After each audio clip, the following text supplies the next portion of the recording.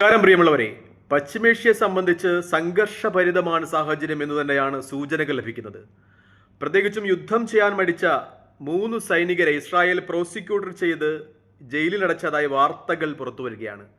ഷുജയ പ്രവിശ്യയിലാണ് ഇങ്ങനെ യുദ്ധം ചെയ്യുവാൻ മടിച്ച 3 സൈനികരെ ഇസ്രായേൽ പ്രോസിക്യൂട്ട് ചെയ്ത് ജയിലിലടച്ചത്. ഒരുപാട് സൈനികർ ഇങ്ങനെ യുദ്ധം ചെയ്യുവാൻ സന്നദ്ധരല്ല എന്നറിയിച്ചതായും സൈന്യത്തിൽ നിന്ന് രാജിവെച്ചതുമായൊക്കെ റിപ്പോർട്ടുകൾ പുറത്തുവിടുന്നുണ്ടായിരുന്നു. ഒപ്പം തന്നെ ഇസ്രായേലി സൈനികർക്കിടയിൽ വല്ലാത്ത മാനസിക സമ്മർദ്ദം രൂപപ്പെടുന്നു എന്ന റിപ്പോർട്ടുകളും പുറത്തു വരികയാണ്. ഒപ്പം തന്നെ ഇന്നലെ ഒരു ഇസ്രായേലി സൈനികൻ കൊല ചെയ്യപ്പെട്ടതായി വാർത്തയും പുറത്തു വരികയാണ്. അതായത് കരയുദ്ധം ഇസ്രായേലിനെ സംബന്ധിച്ച് വളരെ കടുക്കുന്നു എന്ന് തന്നെയാണ് വാർത്തകൾ പുറത്തു വരുമ്പോൾ മനസ്സിലാകുന്ന യാഥാർത്ഥ്യം. മറ്റൊന്ന്, ഗസ ഹ്യൂമനിറ്റേറിയൻ ഫൗണ്ടേഷന്റെ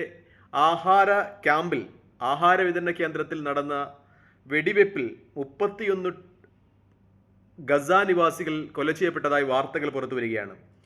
പ്രത്യേകിച്ചും ഇപ്പോൾ ആഹാര നിയന്ത്രണങ്ങളൊക്കെ ഇസ്രായേലിന്റെ നിയന്ത്രണത്തിലാണുള്ളത്.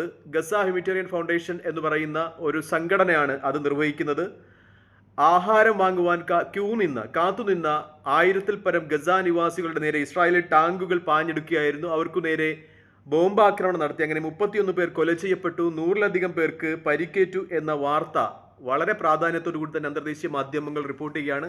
അന്തർദേശീയ തലത്തിലൊക്കെ ഇതിനെതിരെ വലിയ പ്രതിഷേധം ഉയരുകയാണ്. പക്ഷേ ഇസ്രായേൽ പറയുന്നത് ഇതിനു മുമ്പിൽ ഹമാസ് ആണെന്നാണ്. ഹമാസ് അത് നിഷേധിക്കുകയും ഇതിനു പിന്നിൽ ഇസ്രായേലാണ് എന്ന് സ്ഥിരീകരിക്കുകയും ചെയ്യുകയാണ്. നേരത്തെയും ഹമാസ് ഈ സംഘടനയ്ക്കെതിരെ, ഇപ്പോൾ ഗസയിൽ ആഹാരം വിതരണം ചെയ്യുന്ന സംഘടനയ്ക്കെതിരെ ഗസ നിവാസികൾക്ക് മാർഗനിർദ്ദേശം നൽകിയിരുന്നു.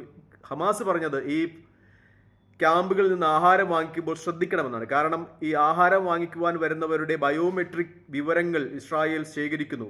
അത് രേഖപ്പെടുത്തിയാൽ മാത്രമേ അവർക്ക് ആഹാരം കൊടുക്കൂ എന്നൊരു നിലപാടാണ് ഇസ്രായേലുള്ളത്. പ്രത്യേകിച്ചും അവരുടെ വിരലടയാളവും മുഖവും ഒക്കെ ഇസ്രായേൽ ക്യാപ്ചർ ചെയ്യുന്നു. അത് പിന്നെ ഇസ്രായേലി സൈന്യത്തിനും അതുമായി ബന്ധപ്പെട്ട ഏജൻസികൾക്കും ഒക്കെ കൈമാറുന്നു. അത് ഗസയിൽ വംശീയ ഉന്മൂലീകരണത്തിന് ഇസ്രായേലി സേന ഉപയോഗിക്കുന്നു എന്ന രീതിയിൽ ഹമാസിന്റെ ഭാഗത്ത് നിന്ന് ആരോപണങ്ങൾ ഉയർന്നിരുന്നതാണ്. അത് സ്ഥിരീകരിക്കുന്ന റിപ്പോർട്ടാണ് ഇപ്പോൾ പുറത്തു വരുന്നത്. ആഹാരത്തിന് വേണ്ടി തടിച്ചുകൂടിയ 1000-ലധികം പേർക്കു നേരെ ഇസ്രായേലി സൈന്യം വെടിയുർത്തു. അതിൽ 31 പേർ കൊല ചെയ്യപ്പെട്ടു, 100-ലധികം പേർക്ക് പരിക്കേറ്റു എന്ന ഏറ്റവും ദാരുണമായ വിവരമാണ് ഗസയിൽ നിന്ന് റിപ്പോർട്ട് വരുന്നത്. മറ്റൊന്ന്, ഇറാൻ അവരുടെ അണവായുധ സജ്ജീകരണത്തിൽ നിന്ന് അണുകിട പോലും വ്യതിചലിക്കില്ല എന്ന് അവരുടെ വിദേശകാര്യമന്ത്രി അബ്ബാസ് അറാഖ്ചിയുടെ പ്രസ്താവന വരുന്നു. ഏത് ഏജൻസിക്ക് വേണമെങ്കിലും എപ്പോഴും പരിശോധിക്കാം, ആണവായുധ ഉണ്ടാക്കില്ല, പക്ഷേ ഇറാൻ അവരുടെ ഊർജം സജ്ജീകരിക്കും. അതായത് അത് ഒരിക്കലും ആണവായുധം ഉണ്ടാക്കുന്ന രീതിയിലേക്ക് പോകില്ല, പക്ഷേ ഊർജം സജ്ജീകരിക്കും. അത് രാജ്യത്തിൻ്റെ കാർഷിക വ്യാവസായിക ആവശ്യങ്ങൾക്ക് വേണ്ടി ഉപയോഗിക്കും. തങ്ങളുടെ ജനതയുടെയും ശാസ്ത്രകാരന്മാരുടെയും ദീർഘകാലത്തെ കഠിന പ്രയത്നങ്ങളുടെ ഫലമാണ് ഇറാന്റെ ആണവോർജം.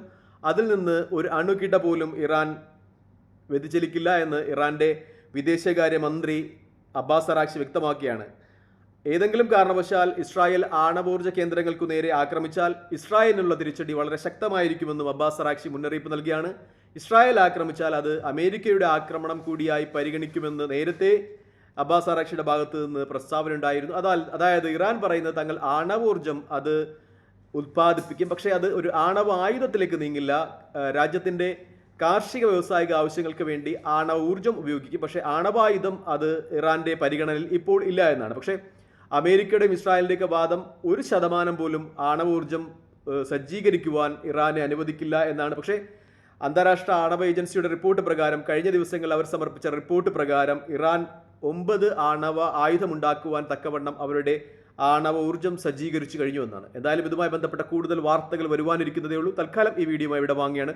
മറ്റൊരു വീഡിയോയുമായി കാണുന്നവരെ പ്രാർത്ഥനയിൽ ഉൾപ്പെടുത്തുക. വീഡിയോ ഇഷ്ടപ്പെടുന്നുണ്ടെങ്കിൽ ലൈക്ക് ചെയ്യുക, ഷെയർ ചെയ്യുക, കമൻറ്റ് ചെയ്യുക. മറ്റൊരു വീഡിയോയുമായി കാണുന്നവരെ നന്ദി, നമസ്കാരം, ജയ് ഹിന്ദ്.